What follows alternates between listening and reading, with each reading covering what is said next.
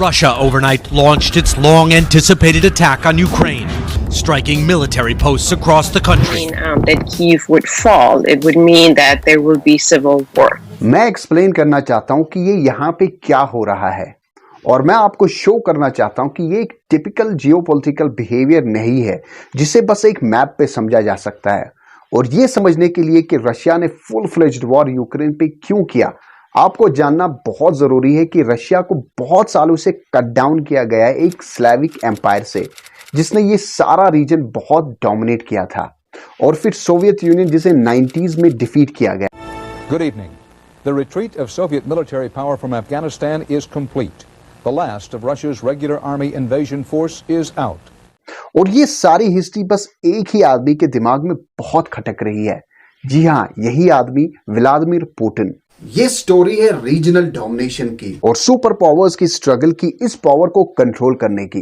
लेकिन इस सब को एक ही सवाल ओवरशैडो करता है कि व्लादिमीर पुतिन आखिर चाहता क्या है। चलिए जल्दी से जानते हैं इस कॉन्फ्लिक्ट में रीसेंट डेज में क्या डेवलपमेंट्स हुई, क्योंकि मैं इस टॉपिक की सबसे इंपॉर्टेंट चीज डिस्कस करना चाहता हूं कि इसकी रूट्स कहां से शुरू हुई।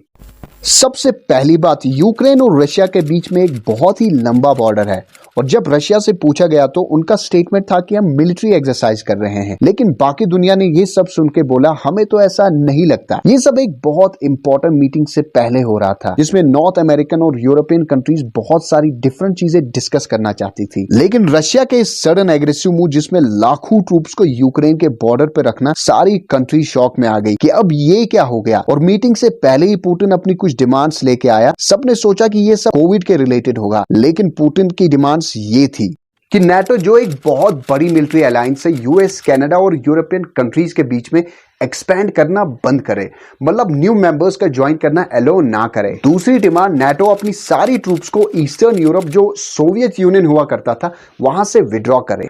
तीसरी डिमांड सीधे एक तीर था अमेरिका पे कि यूएसए अपने ईस्टर्न एलाइज को न्यूक्लियर वेपन से प्रोटेक्ट करना बंद करे। टू बी ऑनेस्ट, ये सारी डिमांड्स कोई भी कंट्री डाइजेस्ट नहीं कर पाया, क्योंकि इंटरनेशनल रिलेशंस में म्यूचुअल रेस्पेक्ट के साथ साथ म्यूचुअल अंडरस्टैंडिंग का होना बहुत इंपॉर्टेंट है, जो इन डिमांड्स में बिल्कुल नहीं था।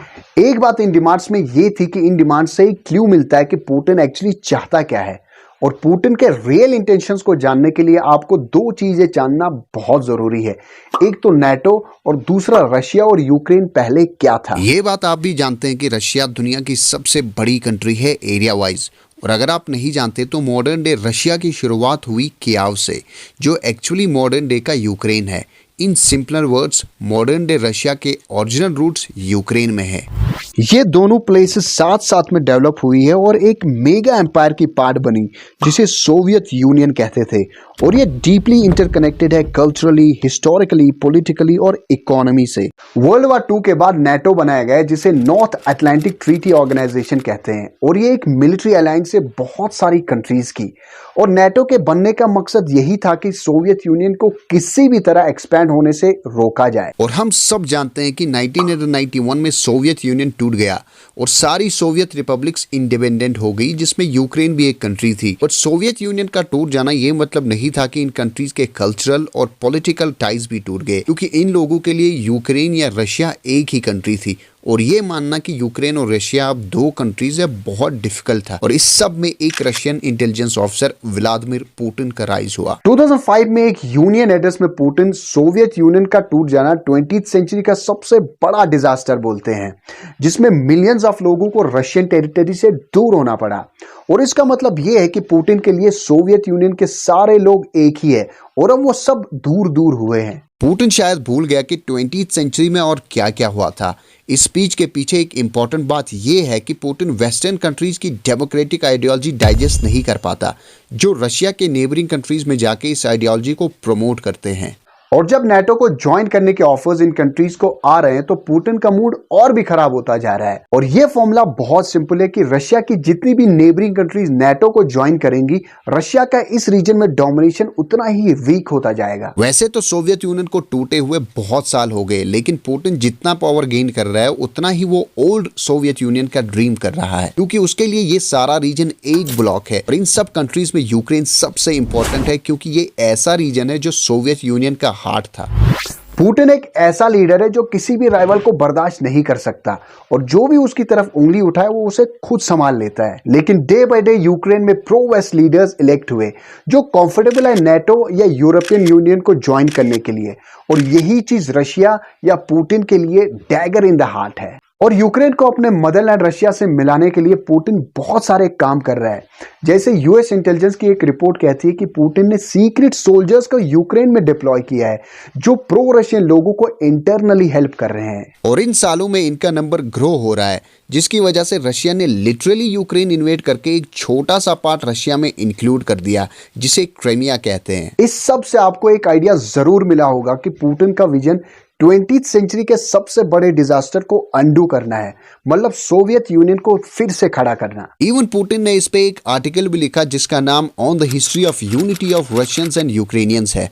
और इस आर्टिकल में पुतिन ने यही कहा कि यूक्रेनियंस और रशियंस एक ही लोग हैं जिनकी सेम हिस्ट्री है, और इन दोनों कंट्रीज में डिवीजन एक्सटर्नल फोर्सेस मतलब वेस्टर्न कंट्रीज की वजह से हुआ। लास्ट में पुतिन ने एग्जांपल्स यूएस और कनाडा, ऑस्ट्रिया और जर्मनी की दी कि ये कंट्रीज एक दूसरे के पास में है और इनकी लैंग्वेज भी एक ही है, और सिटीजन्स बॉर्डर क्रॉस करने के बाद कोई भी डेंजर फील नहीं करते।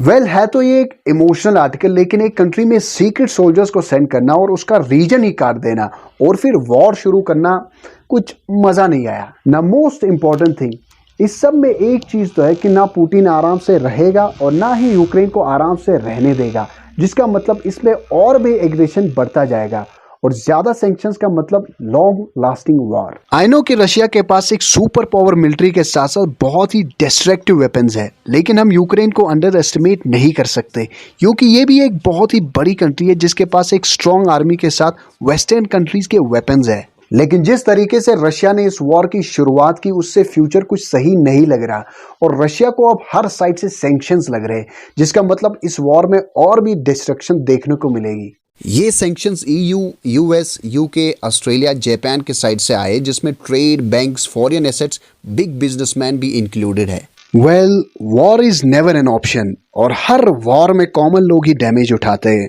और हमारी यही दुआ है कि कॉमन सिटीजन्स का डैमेज ना हो और इस वॉर को जल्दी से जल्दी रोका जाए और हर साइड से पीस ही हो। Thank you so much for watching. Please share this video और see you in the next one.